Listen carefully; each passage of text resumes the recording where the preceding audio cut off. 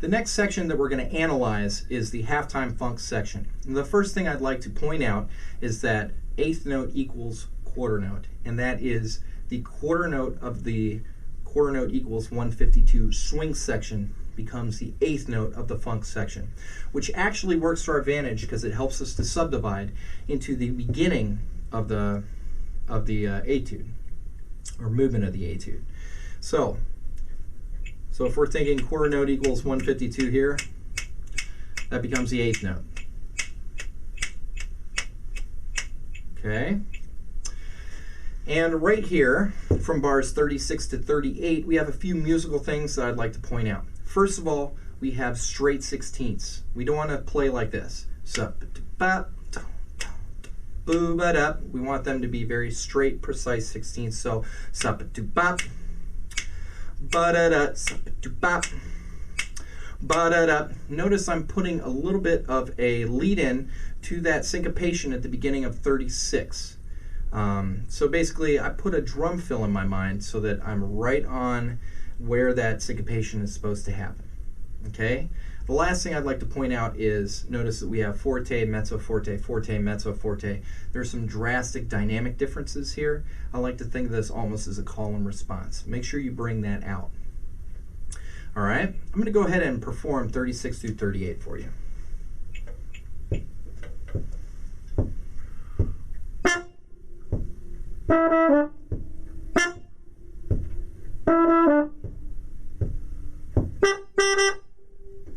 Okay, so you can see that there is a drastic difference, and you can feel that those syncopations are right where they're supposed to be, because in my mind I'm feeling that drum fill lead in to the note. Okay, the other thing I'd like to point out is, notice I'm playing very short on those 16th hits. I think this is very important for this style of music, but I'm not cutting off the notes so much that you're not hearing lots of tone. And I'll show you the difference. So here's very short without tone. Okay, it's a tut. All right, and this one's gonna be ta. Okay, so very short, but with lots of tone behind it. Okay, the next thing in the pickup to bar 40, we see that we have some slurred groupings and some accents. I would really work to bring these out in the line. One thing that'll help is in 40, from the C to the D to the C, I would play that D in flat fourth position, so it's grouped together.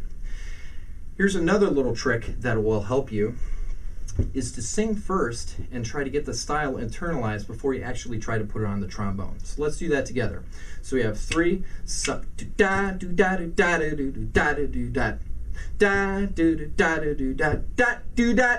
One more time. It's 3, sup do da do da do da do do da do do da da do do da do do da da do da. Okay, so I'm going to go ahead and play that for you so you can hear the groupings and how all those accents are brought out.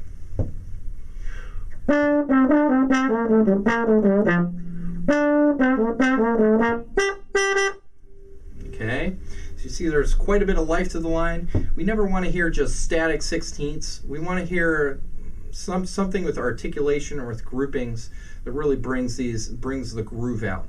Okay, and the composer has done a good job marking up this etude so that you know exactly what he wants you to do and how you're going to fit with the other instruments. Okay, in bar 42 we have a quarter note to 2/16 instead of this quarter note just being completely static to the 2/16 like this.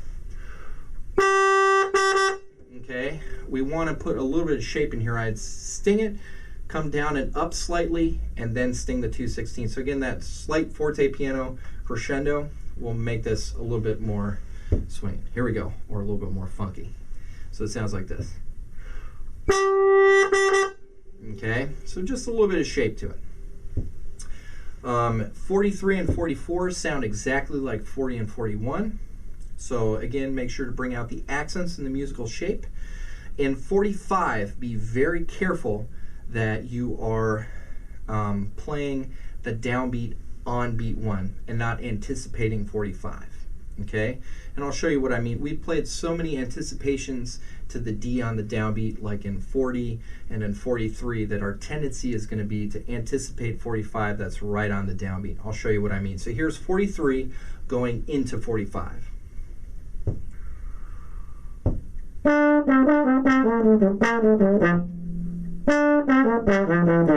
Seems like you're waiting quite a long time, okay?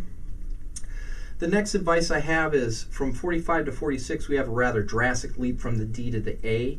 Make sure that you're really directing your air up to that A. And what I mean is, I'll just demonstrate with the airstream. Instead of thinking,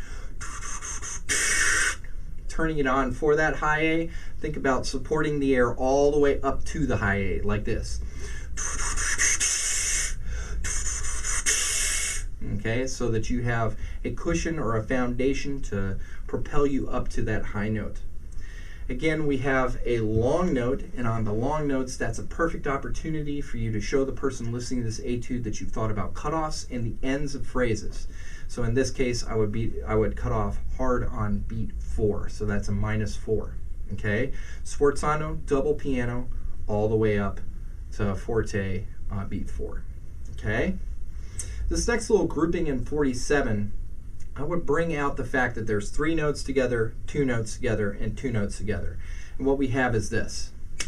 Do that, do that, do that, do that, do that, do that. Okay, I would sing that first so that you really bring that out in your mind, because what we don't want to hear is just this. Okay, we want to hear the grouping of the notes. So, 1. Okay, and notice for the D, I went to flat 4th position. I think it's a little bit easier than zipping into 1 in a 16th time. Okay, just slightly out for flat 4. Okay, the next thing is you have this high G.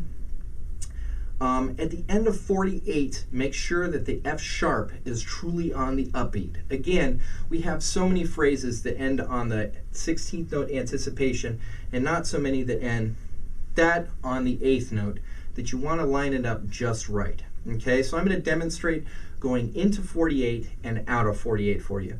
Listen for the sforzano pianissimo all the way up to fortissimo. I'm going to put a slight pause between the G and the F sharp for a little bit of effect. I'm going to put that F sharp right on the upbeat where it's supposed to be.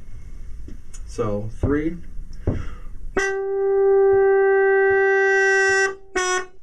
Okay, notice I was right on the upbeat.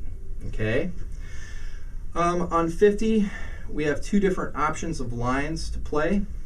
There's an 8 VA option and a down the octave option. I'd recommend when you're performing this etude to make sure and go after the option that best shows off your playing. So if you have trouble playing the B flat and you're going to crack the B flat, I would play the lower line and play it with excellence. Okay? That's a better option than struggling with the high note. Okay, if you have the B flat, sing it out. All right, and when I'm working on this, I will work on each grouping of notes separately. So B da da da, D da da da, da da do da. So B da da da, B da da da, B da da da, that first beat, and then B da do da, B da do da, the second beat. Then put them together. B da da da, D da da da, do do do da. Okay. You'll hear what this line sounds like on the performance I did, but the main advice I want to give to you is to really bring out the accents of each grouping and to practice each little part of the grouping separate so that you really get it in your ear. Try singing through it so you really get it in your ear, and then practice it so that you get it on the trombone in the right positions, and then put them together. Okay, so it works sometimes to take little chunks. So beat 1, beat 2, and beat 3, isolate them, and then try putting them together. All right, and then in the end, for the last note, I would make sure that it's, again, a ringing note.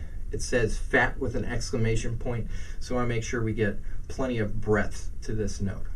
Okay, and I hope that this helps you to prepare for this section of the etude. Good luck on the upcoming All-State audition season.